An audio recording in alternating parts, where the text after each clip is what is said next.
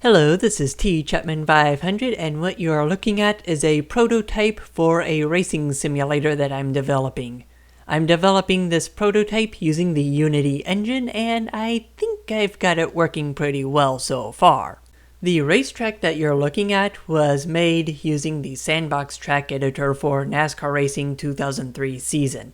A while ago, I made a C++ library that can read and write and modify 3DO and PTF files, and I also spent about a month porting it over to C# just so that I could get PTF files into Unity. And then I spent about another month working on the mesh generator to convert the splines in the PTF file to a mesh that can be driven on. The drivable track surfaces take up about 500 lines of code, while the walls take up almost 2,000 lines of code. And remember, all of that took about 2 months to put together, from the start of converting the code to C# to finally getting the mesh generator to work properly, and then I threw together a car and a scoring system in less than a week. Oh, by the way, I am planning on porting this mesh generator back to C++ and creating tools to convert PTF files to 3DO files. That should be fun. Also, the track that you see on the screen is actually composed of 2 separate PTF files. The first PTF file is for the racing surface, the second is for pit road. And right now the leaderboard in the top left corner of the screen just has some debug info. So why am I making a racing simulator? Well, I kind of don't like how the sim racing market looks right now. If you understand the phrase, if you want something done right, you have to do it yourself, then that explains my motives for prototyping this racing simulator. What you see on screen is essentially all that there is right now to this game. It's not much right now, but at least it's a starting point. I just wish it didn't take me 2 months to finish the mesh generator, or a week to program the car controller and the scoreboard. Speaking of scoring systems, the way this one works is for each position, it finds the car that should be scored in that position and then swaps it for the car that should not be scored in that position. And this is all done 50 times per second, although I want to make a version that only does it, say, at scoring loops or at the start-finish line. Also, I think I spent about a month or 2 wasting my time trying to create a super complex scoring system before I even had this in place. When I finally decided I'd make the track importer first, then the scoring system, I was able to make a much simpler scoring system, and now I can work my way up to more complex systems. One of the goals for this game is to not only provide a decent racing simulator out of the box, though that'll probably take a long time to come to fruition, but also to have a modding platform on the order of R-Factor. And I already have some ideas on how to put racetracks into this game. Right now, I'm literally just putting in a couple of game objects in the scene, and then pointing those to the PTF files. I actually have to click the play button and then activate those game objects in order to generate the PTF file. And in case you're wondering why I just don't fall into the void when I go off of a PTF file, it's because there's an invisible plane there. I actually tried to create a background image of the racetrack that would render under the track, but so far I haven't been able to get the shaders to work on that yet. But since the plane is still there, I figure I just disable the renderer and we get something that we can drive on without having to worry about falling into an endless void. Of course, this invisible plane is really only slightly larger than the track itself, so if you put a larger track, like say the Tarina City Superspeedway, if you go far enough from the origin, you're probably going to just fall into the void anyways. And that's simply because the parts of the track that are closest to the origin are still so far away that there's this huge chasm between the invisible plane and the track. But not so with this short track. Later on, this plane will probably be replaced by more PTF files. I've actually decided ahead of time that I'm going to allow for multiple PTF files per track.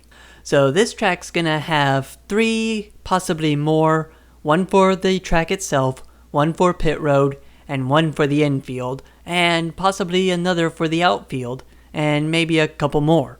Does anyone think I'm going overboard by making 3 or 4 PTF files or more just for a half-mile track? That gives me an idea. More PTF files for the infrastructure on the outside of the track. One reason for having so many PTF files, other than one for the track and one for pit road, is so that we have an area for the garage that we can drive to and from for various sessions like practice and testing. None of this starting on pit road nonsense that's prevalent in modern simulators. Our Factor 1 set the standard for where cars should start, and I'm wanting to raise that standard. Oh, speaking of which, I should talk about the goals for this game.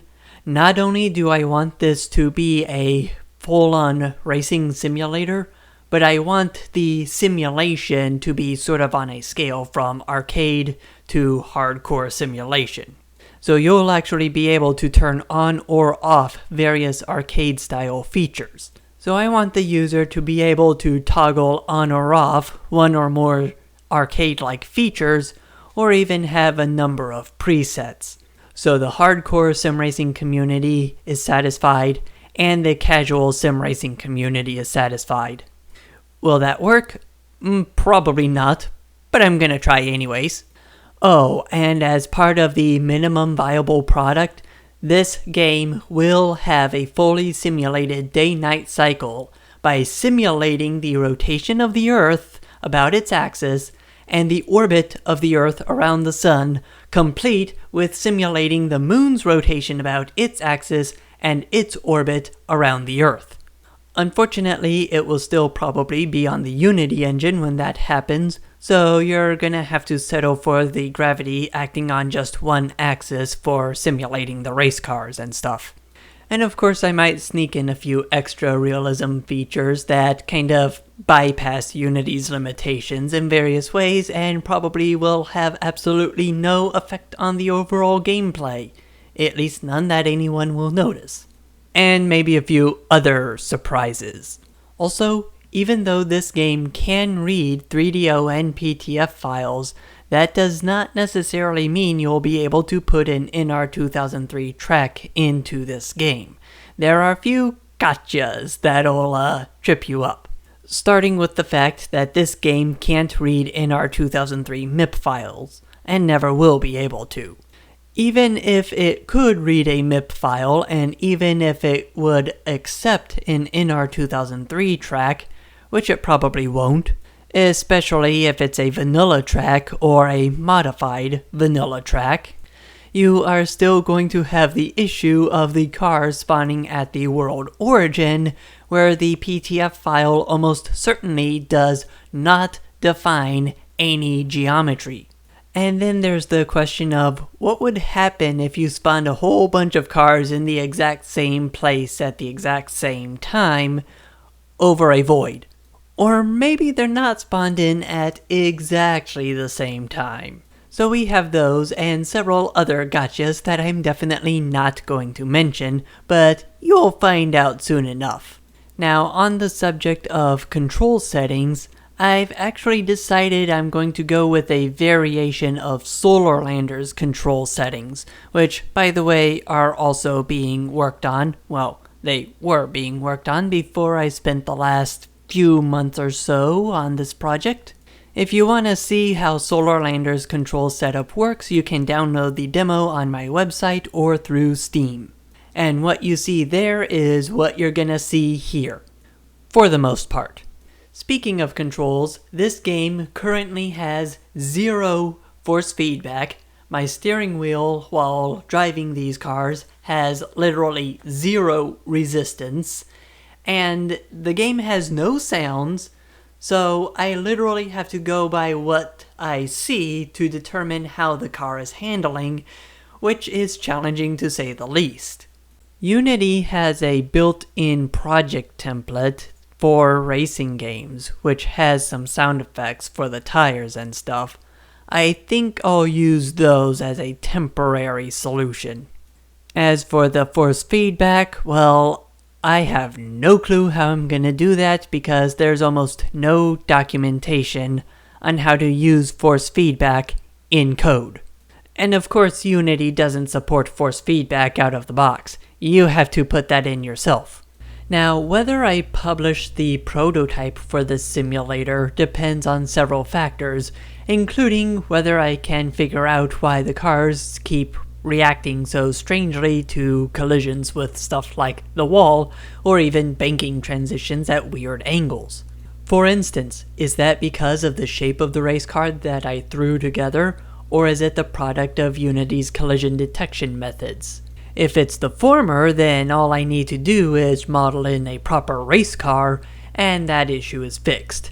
If it's the latter, on the other hand, I'm probably gonna have to make my own physics engine, which, the whole purpose of the prototype is so that I don't have to do that right away.